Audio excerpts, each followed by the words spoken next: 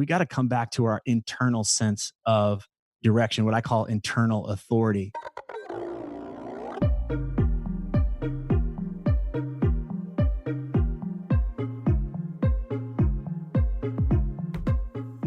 I'd like to welcome Tripp Lanier to the Productivityist podcast. Tripp, thanks for joining me today. Mike, thanks so much, buddy. So you're the author of the book. This book will make you dangerous, the irreverent guide for men who refuse to settle.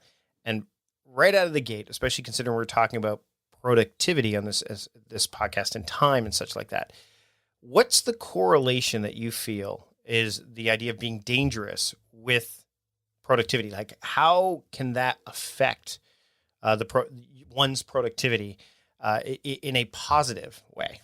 Yeah, let's go in there. So I've been coaching professionally for 15 years. I've met a lot of really busy people, a lot of high achievers, a lot of people that from the outside look like they're just doing amazing things. And then I get to see behind the curtain. I get to see what's really going on. And a lot of them are exhausted. A lot of them are worn out.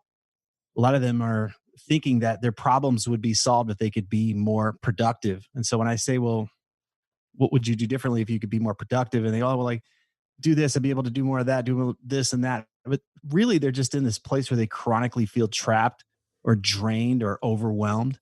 And so I found that they don't really have a productivity issue. They have an issue saying no. They have an issue setting boundaries against things that really shouldn't be on their plate anyway. And when we start to poke around at what would have them say no, it's too dangerous. They think there's too much at stake. They're going to make somebody upset, or they're going to miss an opportunity, or lo and behold, they're going to lose their job and be on the street and, have to be that guy on the side of the road flipping the big arrow around to get people to come in and buy a sandwich. So those are the things that come up when they start to think about setting boundaries and saying no and only saying yes to the things that truly matter to them. Those are the things that get in the way of this idea of being productive. And what's interesting is the way you bring that up is that I've heard that many times before when I coach clients in productivity. Boundaries are a huge deal because, and one of the things I've said is you don't just have to set boundaries, but you have to respect them or no one else will. And that's where a lot of people can have problems as well. Setting is one thing, but then making sure you stick to them, even when you have that voice in your head saying, oh, maybe you should give a little wiggle room here. That also can be a problem. Absolutely. A lot of times we think it's enough just to do the work and say, hey, what do I want? What really matters to me? And we get that internal recognition. And then there's that second step of, okay, I got to communicate this with the world. I got to communicate this with my spouse or the people I work with. And then it's like, what? I have to keep doing this. I'm being tested. Why are people testing me? I don't want to have to keep, enforcing these things. And so that it can be a real downer for some folks if they really think like, okay, I did the hard work and now I'm done and nobody's going to give me a hard time. No, we're going to be tested. We're going to continue to be tested. Well, I think the other thing that comes across, especially when it comes to time and prioritization and just getting what you want, is this idea of uncertainty. And, no matter what era we're living in, no matter what stage of life we're in, whether men, women, whatever, uncertainty is prevalent. I've been reading a book called Conscience, where the idea that there's some people that say, oh, well, they want to get certainty if they want to establish certainty. And I think it was Socrates that said, certainty is delusional. Like can you talk a little bit about how we can maybe get into an area of managing or figuring out how to navigate our way through uncertainty, especially in relationship to what you're talking about in your book? For sure. In uncertainty or risk is one of the big, quote, dangers that we face, at least that I talk about in the book. In our modern, cushy lives, by and large, we're trying to avoid uncertainty. Even if what's on the other side is something we really like, we will hold back. We will avoid that place because we'd rather be in a place where we're familiar and we know what's going to happen, even if we're not happy. Most of us would choose that over the thing we actually want, but that's on the other side of uncertainty. So to face uncertainty, the first thing we got to realize is that we need a certain amount of uncertainty. It's actually a need. We can't do this work and we can't grow and be creative if we're freaked out, if our nervous systems are just completely on alert all of the time. But that said, I do believe that it is delusional to think that we're going to finally have certainty once and for all. And I think that's where a lot of us get stuck is we make these excuses and say, well, once I'm at this place and I can see how everything's going to work out and and all the lights are green and everything, I know everything's going to go 1, 2, 3, 4, 5. I can see how it's gonna happen. Then I will engage. And that's a huge trap. I've been in a place where I think I spun my wheels for years, after I sold my first company and trying to figure out the next thing. That was a big excuse for me. It's like, I need clarity. I need clarity. Well, clarity doesn't just arrive. It doesn't just show up one day in the mail. It's the product of engaging and taking chances and experimenting. I want to talk a bit about comfort because you addressed this in the first chapter, the idea of comfort. And one of the things that I've both struggled with, and I think we often teach what we need to learn the most in some cases, is how quickly comfort can turn to complacency. Can we talk a little bit about that and how we can escape that and be okay with this idea of discomfort, which again is directly correlated to this idea of risk and embracing being dangerous? Yeah. Well, the idea is that for many of us, as we get, quote, more and more successful, it's we're really just getting more and more comfortable. I mean, look at what we do as we become more successful. We tend to buy more stuff. We tend to insulate ourselves more from the world. It's like we want the bigger TV, the nicer couch, the more comfy car. We start to get addicted to more comfort, which means we're getting more and more fragile in the process. I don't want success for you, for me, for any of us to make us more fragile. I don't want it to have our heart rate go up. It's like, oh no, but I couldn't possibly ride in that vehicle. It doesn't have AC, multiple AC units to control the temperature on each side of the car. It's like, but nonetheless, that's starting to happen. We're starting to believe that we won't be okay if we're not always comfortable. Hmm. And this goes right up against where I talk to a lot of guys that are just like they're bored out of their minds. They miss feeling alive. They've got a lot of stability in their lives. They've got family. They've got so many things that are going on, but there's like something's missing. And usually what's missing is that sense of aliveness. And ironically, that aliveness comes when we steer into places where there's a bit of uncertainty or there's a bit of discomfort. And so it's about finding just the right amount. It's a little bit of a stretch zone. It's not about spraining an ankle or breaking a bone to go to that level, but it is about saying, hey, you know what, that might be a little uncomfortable, but I'm going to lean into it anyway. And over and over and over again, for myself and for the people that I coach, it's like, oh, that's where I find this aliveness. I'm really here. I'm really doing something. And life becomes a lot more satisfying when we uh, know that discomfort is an option instead of believing that voice in our heads that says, I can't be uncomfortable. Well, and I think the idea of being lively or aliveness is distinct from this idea of the hustle of, what we hear like, oh, you got to hustle hard. What are your thoughts on that? Because there is, I think there's disparity there. I think there's, when you hear this message, and I'll use Gary Vaynerchuk because he's talked about it as well, but a lot of people don't look beyond the surface level of what that message means. They think, oh, I've got to hustle hard. I've got to, always be on the go. I've got to check off as many boxes as possible. But that sense of aliveness or being lively is different to me. What are your thoughts on that? A high performing sheep is still a sheep. And I see a lot of people that get sucked into this game of comparisons. Mm. They look outside of themselves for an indicator of how hard they need to push, how far they need to go, what they quote should be doing, all of that kind of stuff. And so from the outside, they may look impressive, but on the inside, they're usually in that place of feeling trapped or drained or overwhelmed or even bored. I can't really speak to the hustle because the hustle is going to be different for everybody. Right. But by and large, when I see people emulating that or telling themselves that, they're stuck in a place where they believe they have something to prove. And so I'll ask them, what if you didn't have anything to prove? How would you approach your business? How would you approach the work that you do if there was nothing for you to prove to anybody anymore, alive or dead, or even to yourself? And a lot of times they realize that, well, I would do it in such a way where I felt more expansive, where I was having fun, where I felt creative, where I felt engaged and challenged, which is a far cry than what most of us are doing when we enter into that mindset, which is I have to deprive myself. And there's somehow some kind of honor or, badge of courage I get if I deprive myself. Mhm. I think the whole deprivation thing is BS. Sleep comes into question there too. I think a lot of people, that was a big thing, oh, I only get this, a badge of honor. How many hours sleep? Oh, I only get 4 hours sleep. I only get 6. We're seeing a turn on that though. Are we seeing turns in other areas where deprivate some people who are out there, they're kind of tooting that horn as well as like, hey, listen, there's certain things you really, if you deprive yourself of them, then you're not going to get to that next level. Yeah, I think this is where you come back to say, hey, what actually strengthens me? There's Mm. there's this I think there's this weird belief that somehow success makes us strong. But most of the folks that I know that are, quote, successful are depleting themselves. Their bodies are a wreck because they don't sleep or they don't eat well. They're eating airport food or whatever. Their relationships are a wreck. They don't have any real friendships. They have lots of connections, though. They don't have real intimacy in their lives. They live in areas that are too populated. It's difficult to get around, too expensive. It's not where they would normally want to be, where they feel more expansive. And so I have not bought into this idea that success, as most people buy into it. I'm not anti-success by any means, but I don't equate it with strength. I don't equate it with a sense of expansiveness. So if I were to ask a guy, hey, what would have you feel more free? How would you work or where would you live to feel more free or more alive or more connected to the people you love and want to be around? Where would you live and how would you work in service of greater peace of mind? The answers usually look quite different from that guy who's grinding it all the time. Hmm. In chapter 3, called Building a Fire, Aligning Your Actions with What Makes You Stronger, I started to read it and I immediately thought of when you said this quote, when we don't know what's important, everything seems important. It reminded me of the movie The Incredibles, the bad guy. And I use this a lot when I talk to people, the idea of Syndrome, the bad guy.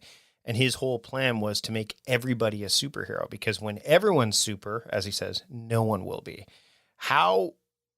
What are some of the things you teach and you talk about in the book that helps people get into that mindset of, hey, listen, here's how you can figure out what's important so that you don't get stuck in the trap of just, blindly moving forward because you think everything is important?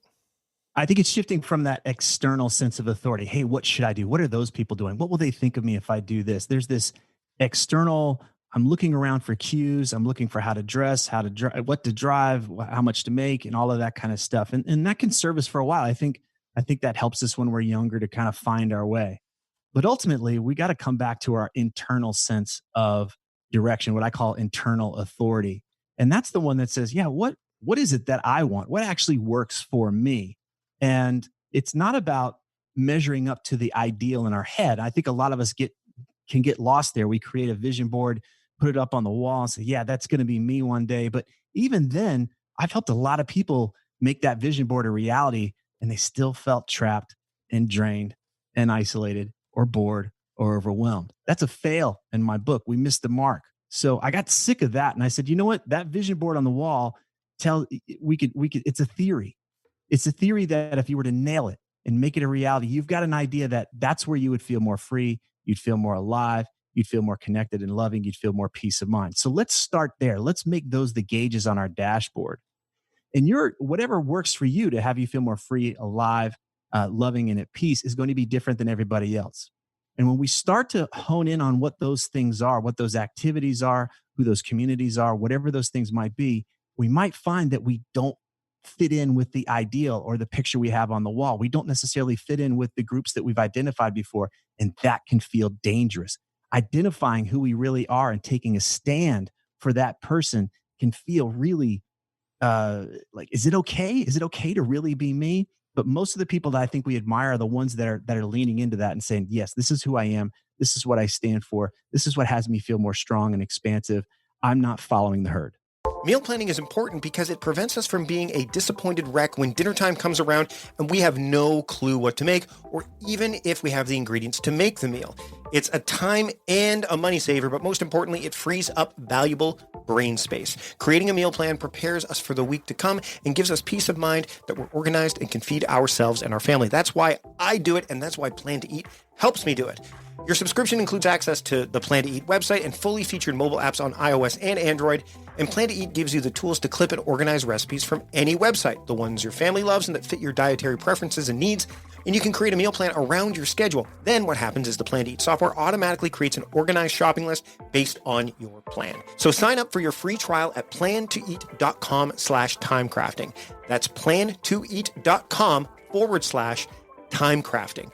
The coupon will be automatically applied to your account and can be used when you're ready to subscribe. It's valid for new customers only. Give Plan to Eat a try today. All right, I'm going to take a break from my conversation with Tripp to talk about this episode's sponsors. Okay, I am not a marketer. I'm not very good at it. I want to get better at it. And I want to be able to do that in a way that's truly productive and allows me to kind of set it and somewhat forget it. And this is where Otis comes in. Now, Otis is a digital marketing assistant to help target, optimize, and measure campaigns for entrepreneurs and small business owners like me and like you. You can acquire new customers that will love your business all from an easy-to-use app, and I love that idea. You can create Facebook, Instagram, and Google ads, all of which I'm looking to do, and you can do that all from the Otis app. Otis's AI technology intuitively optimizes your daily budget to whichever platform is performing best. So again, set it and kind of forget it. Using the data that's already available to you, Otis will analyze your existing customers to retarget and find other people like them to target your ads to, which means more people, which can lead to more profits. And you can manage and track results all in real time from the Otis app. Otis users see results for as little as $10 per day, and that's great bang for your buck. So I want you to give Otis a try today. You can get started with Otis today. Otis is offering listeners of the Productivityist podcast a 14-day free trial plus $50 in ad credit, but you have to go to meetotis.com/timecrafting to take advantage of this offer. So again, go to meetotis.com/timecrafting. That's meetotis.com/timecrafting to get your 14-day free trial plus a $50 ad credit to get started today. You know, some things about the holiday season never change, even when everything around us does. So when your small business needs to ramp up for the new year, LinkedIn Jobs is ready to help. LinkedIn Jobs matches your open roles with qualified candidates, and that means you can find the right person for your business fast. LinkedIn is an active community of professionals with more than 722 million members worldwide. That's massive. And you can get started really simply. It's easy to do with features that help you find qualified candidates quickly. You can post a job with targeted screening questions, and they'll quickly get your role in front of more qualified candidates. And you can manage job posts and contact candidates from a single view on the very familiar LinkedIn.com, as functions are streamlined onto one simple screen. Now that's pretty darn productive. And now you can do all of this from your mobile device, and that's how LinkedIn Jobs can help you hire the right person faster. So here's what I want you to do. I want you to take advantage of what LinkedIn Jobs can do for you today. So visit linkedin.com/timecrafting and get $50 off your first job post. That's linkedin.com/timecrafting, and you'll get $50 off your first job post. Terms and conditions apply, but you want to check this out. Again, get $50 off your first job post by going to linkedin.com/timecrafting today. I've been talking a lot lately about Setup, and for good reason, because Setup is the best way to discover new quality apps and get all the tools that you need to be successful and productive. Setup is a subscription for Mac apps that you do not want to be without. Setup packs 200 high-quality apps plus into one, so you get a lot of bang for your buck. And there's an app for almost any task, so you can stay in your flow and finish what you started. Being productive isn't just about starting, it's about finishing, and Setup helps you do that. Setup also now allows you to take your projects to your iPhones and iPads with support for iOS companion apps for your Mac favorites like Ulysses. If you're writing or want to get in Ulysses, now you can do it. There's also To-Do and Task Heat, but all of those cross-platform favorites, Setup has you covered. Setup has a dedicated curation team as well, and what they do is they only select the highest quality apps. So that means you don't have to search for the best tools anymore. They're going to do it for you. They're already in Setup. It's also a great value. I can't stress this enough. So instead of paying thousands of dollars for separate licenses, there's just one flat monthly fee. And new apps are added to Setup regularly. Updates are free, and all the apps are, get this, full featured pro version. So there's no sampling, no trialing, no sitting there going, oh, but I want to use that feature and it's not available. Nope, not going to happen with Setup. You get everything. And new apps are added to Setup regularly. Updates are free. Yep. And all the apps are full featured pro versions, so there's no wondering, well, will I have access to everything that the app has to offer? With Setup, you do. And I want you to take advantage of what Setup has to offer for you. So head over to setup.com and try Setup free for a week. If you like Setup, plans just start at $9.99 a month, and you can use Setup for as long as it's useful for you. And I'm still using it. I know it's going to be useful for you in the long term as well. So head over to setup.com now. That's SETAPP.com. Get started with Setup today with that free trial. You will absolutely fall in love with it. I have. I know you will too. And now let's get back to my conversation with Tripp Lanier here on the Productivityist podcast. I want to shift gears for a second and talk about elements of the book as I went through it. Um, Number one, you're very frank with your language, which I can appreciate. But the other thing is that there are tons of questions. There are you ask the reader, and I'm sure you do this with your clients, like just a lot of questions that they need to ask themselves. How important is it for someone who's trying to, be alive and truly be productive, like purely productive? How important is that act of questioning? Curiosity is a superpower, and we don't have enough of it. I think there's a curiosity that some of us have, which is like, tell me what to do. What should I do? What's the safe thing? What's the certain thing? But we rarely do we have curiosity that serves the greater means, like, which is know thyself. Mm. What is it that I really stand for? What is it that I really care for? If I've only got, a finite amount of time on this planet, what really matters to me? What's important? Those questions require effort.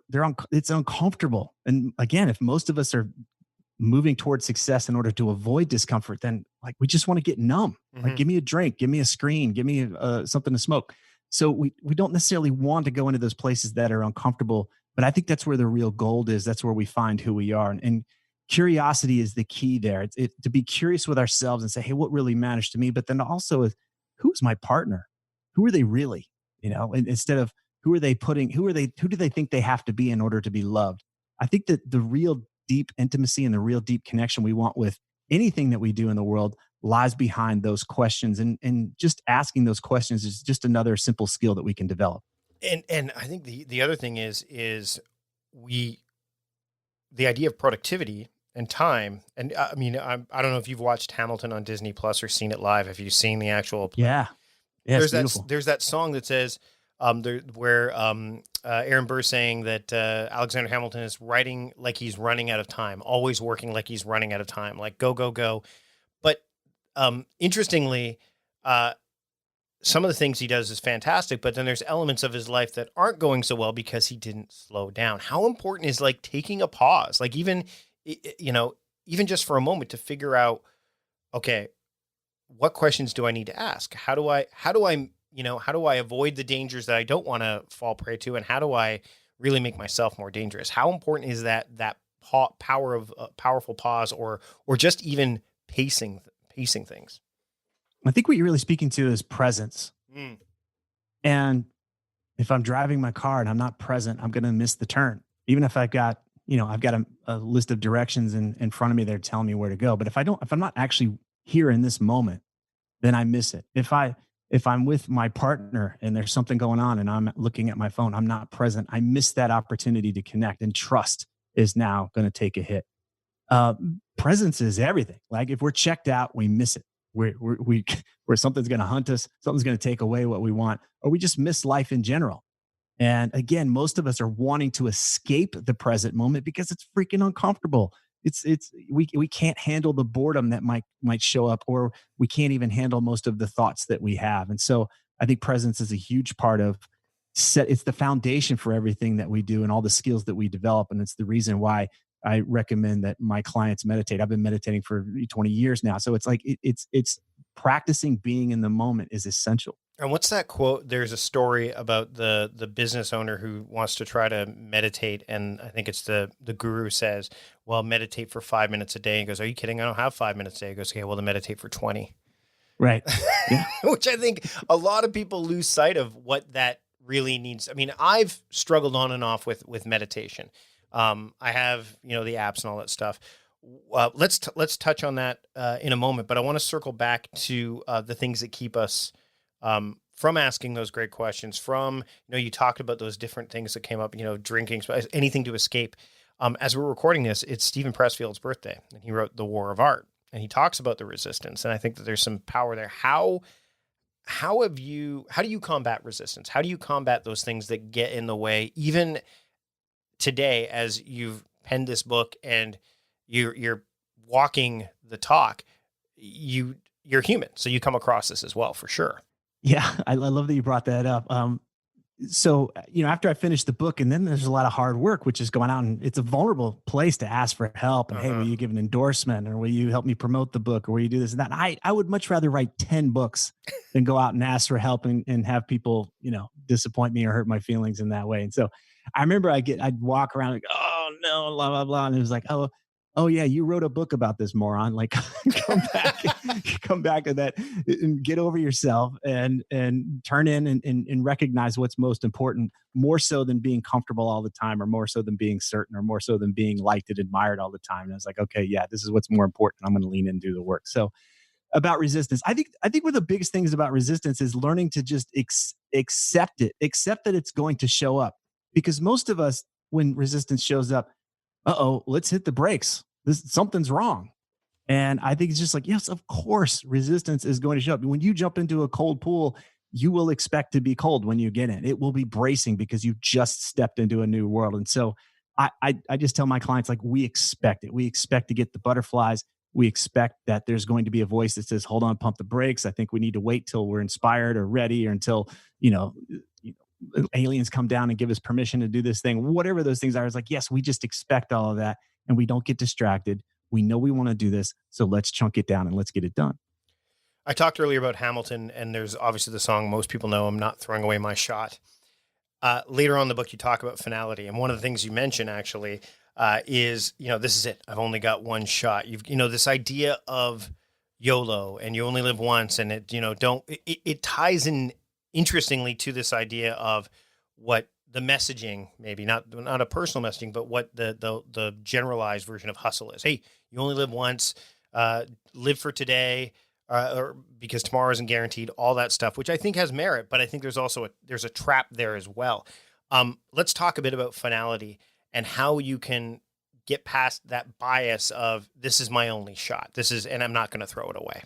Yeah, I think there's a way to use finality, and it creates a sense of scarcity. Hmm. And then now we're being motivated by pressure or by fear. And I think that, when you use Hamilton as an example, that's how he struck me, is that he was a man running away from his fear of regret. Right. And that's not how I use finality. I use finality to remind us to get our head out of our butt and say, quit waiting. What are you waiting on? Most of us are like, oh yeah, I'll get around to it. I'll get around to it. I'll get around to it. And I find that that's the tragic piece, which is, how about we just do it now? Because we don't know. So if there's deep down, we really are doing the work to get present with ourselves, and we can feel that certainty in there, even if we're uncomfortable, even though it feels risky, or it feels like it might go against the grain with those around us. I say we lean in and we do it anyway. And plus, when we think about our lives being finite, I think there's an aspect where we just get over ourselves a bit more. It's just like, oh, what am I waiting for? It's really this little thing that's coming up. I can see how small it is now in the overall scope of my life. And so I use that finality piece to help us just get in touch with how big life really is and how small this challenge may be. I'm going to jump back a little bit and I'm going to give a personal story here because, again, as we're recording this on September 1st, it's my new year. I start my year on September 1st because the kids go back to school in early September here where I live. So the summer kind of is the months where I kind of set the table for the year ahead. And yesterday was my now year's Eve. So I mapped out my entire year. Again, I have to be flexible with this planning because, you never, again, uncertainty, which we've touched on. I want to talk about missions because as soon as I finish that, number one, we talked about this a little bit earlier, where doing the work, spending the time, asking the tough questions.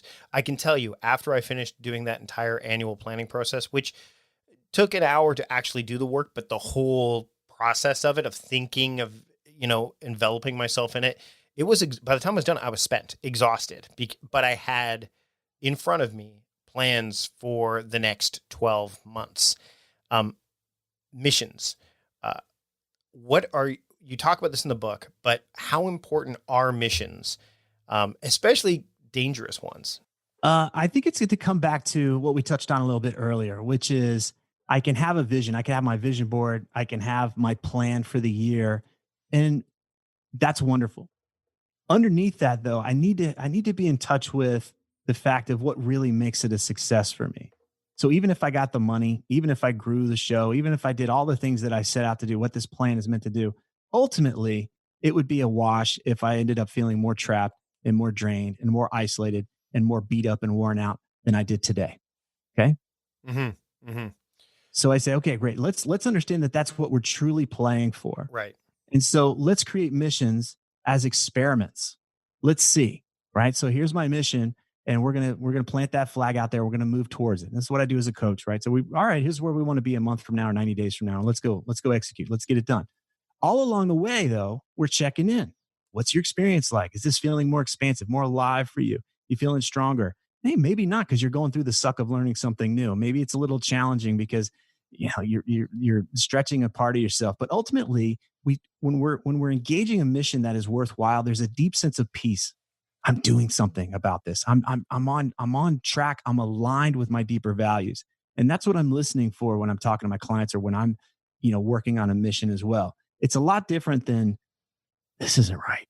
Mm. This is a waste. Like this is just me being busy. I'm wasting my time. I'm not doing the thing I'm really here to do. And most of us have a lot of us have that voice in the back of our head.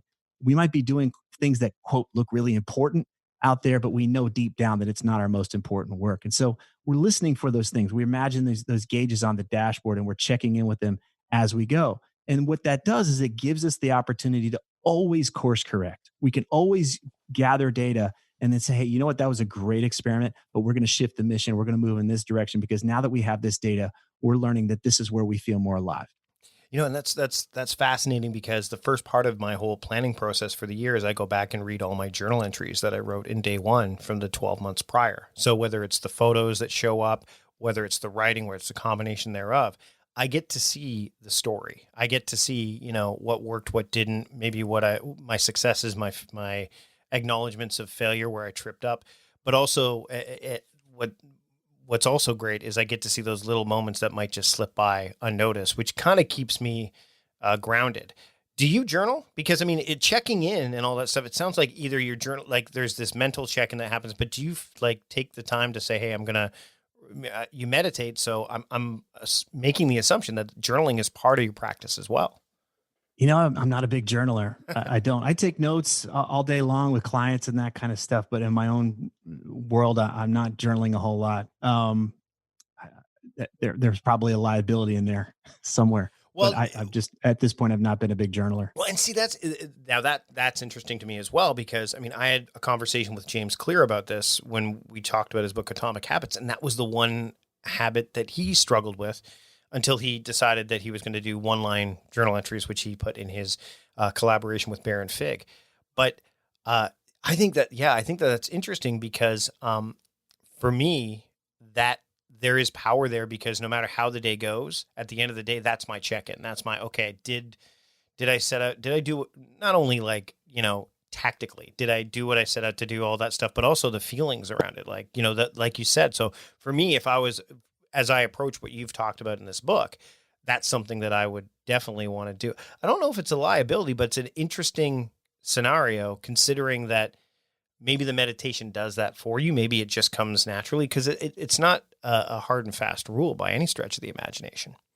Yeah, yeah, I can appreciate that. I think what I'm hearing how it benefits you is that it gives you an opportunity to check in, and I'm aware that I'm checking in throughout my day pretty regularly, so I'm not missing that. But I do think there's something in there about gathering data, and like you said in my book, I'm asking questions all the time to people. I want people to start to track themselves, and I think you're right on track. Well, and further to that, you talked about the idea of hustle being personal. I would posit, and I mean, I'd love to hear your thoughts on this. Like, what make the title of the book? This book will make you dangerous. Your version of dangerous is going to be different from anybody else's. Absolutely. Right. And then that's part of what makes it dangerous, right? It'd be one thing. It was like, this is going to make you like this guy that everybody loves. This is going to make you the Rock Johnson. It's like, oh, awesome. I can go be that guy. I'm going to be big. I'm going to be handsome. I'll be rich. Like you know, everybody loves that guy. Great. I'll sign up. There's a lot different than, no, you're going to be the version of you. Like we're going to draw that out and you may not look like anybody. You may be the weirdo in the room, but that's you.